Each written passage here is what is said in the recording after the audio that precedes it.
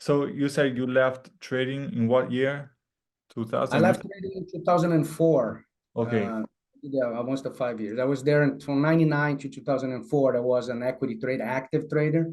But then Okay. in 2004, I got my first teaching position, and then I It gradually was left. quite an interesting time to be a trader, Yeah. right?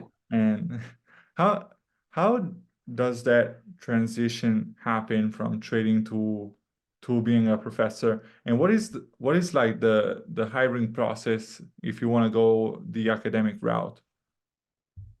Right. So the professional skills that I got, or the professional experience that I got, of course, it helped during interviews. And one way that we could that a business professor becomes desirable is the experience that the professor can share, the real experience the professor can share in the classroom, right? So being from a Latin American country, I was a young boy in the 80s, but I was able to experiment high inflation, or very turbulent economic times. So that background associated with my professional experiences on the equity market kind of helped me to sell myself as someone that, besides the academic background, I also had the professional background that would be very helpful in a classroom. So that was the package. Now, to be hired as a professor or to get started in the academic world in the United States, you look for the university, or you join a website that are called the Chronicles of Higher Education. And then you put your resume there, and then put which type of position would you like, and then you keep receiving those emails and contacts, and one thing leading to the other. I actually, honestly, I got my first job going there myself. I drove, I remember, 4 hours. I was living in Montreal at the time, actually a little bit less than that. I drove about 2 hours to get to the state of Vermont. The reason is I could not work in Canada. I was just a student in Canada. It would take a while for me to get a working visa in Canada. And when I went to the United States to study, I ended up actually working on my paperwork. So I got a green card at the time. So I could work in the United States and I could not work in Canada. So I drove from Montreal. I was at McGill at the time, and knocked the door, literally knocked the door of the school, the college at the time, and say, listen, here I am. I would love to have at least one opportunity.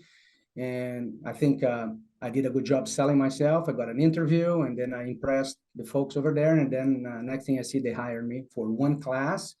Then they gave me 3 classes, and then an opportunity to become a full-time professor open, and I applied, and that's it. So I did that for almost 20 years, since 2004 all the way to 2023.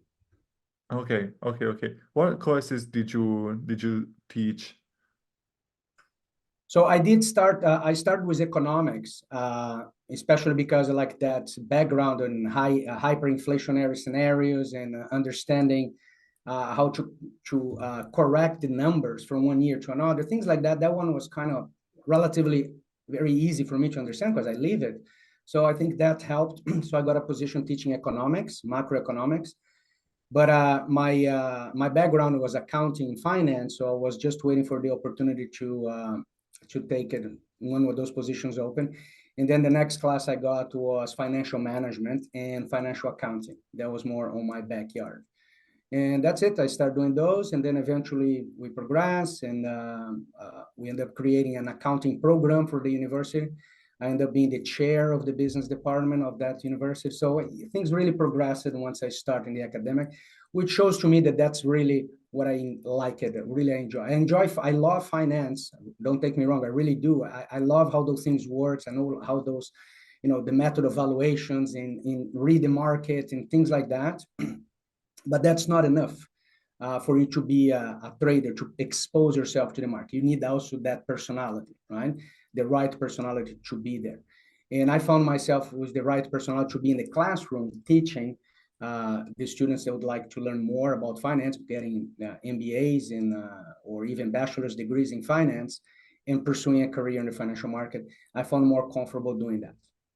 Okay, okay, okay. And it's from my point of view, it's interesting. I don't know if that's the same over there, but as professors, I see a lot of professors over here that get possibilities, opportunities to be, for example, in the boards of companies. Did you have that opportunity as well back then, or is it different? No, I did. I actually, what I did is once I got my position as a professor, I did not have my charter, the CFA charter, the Charter Financial Analyst. And I knew, or at least, I believe that it's a must-have for any professor that wants to teach finance. I mean, I understand a PhD or a master's from a very respectable tier one, as we say, university, uh, should be enough. But I believe that a professor that also has the CFA charter, it demonstrate a little bit more knowledge in the classroom, because it's not an easy title to have. I imagine we're going to talk about it a little bit further, so I'll leave it up to that time. But the CFA charter was something that I want to pursue right when I start being a professor. I knew that was the way for me to advance in my career as well, because I didn't want to do a doctor's degree, right? A PhD or anything like that. That would slow me down, and I was already in the game. I was comfortable the position that I was. So what I did is I joined the CFA Institute as a volunteer. That was back in 2005, 2006. I was just a volunteer. I was participating there. I was giving my time. I was helping them whenever they need to, because the CFA Institute is also a research center and has a mission to spread finance literacy around the world. So what they establish points in each country, not every country in the world, not yet, but one day maybe. And that's called CFA societies. And those societies are responsible to do certain things. One of those is financial literacy. So I joined as a member, and things go progressing, and I end up getting my charter, the CFA charter, and then I joined the board of directors of the CFA society. In that case, I was in Vermont, and I was on that board until almost I retired.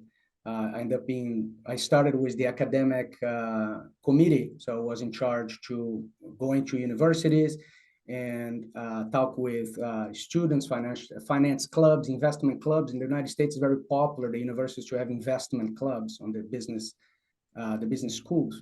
So we contact those clubs, and we offer TED Talks, we offer dinners, we offer engagement. And we also go to high schools and create the stock market game, so we could spread some financial literacy starting at the high school.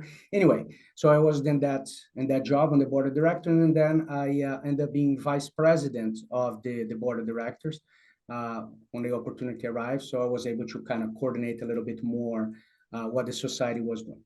So I did not have time to join another board, like a private organization, but the CFA society, being a board member, gave me very much what I needed to understand how a board functions, the importance of corporate governance.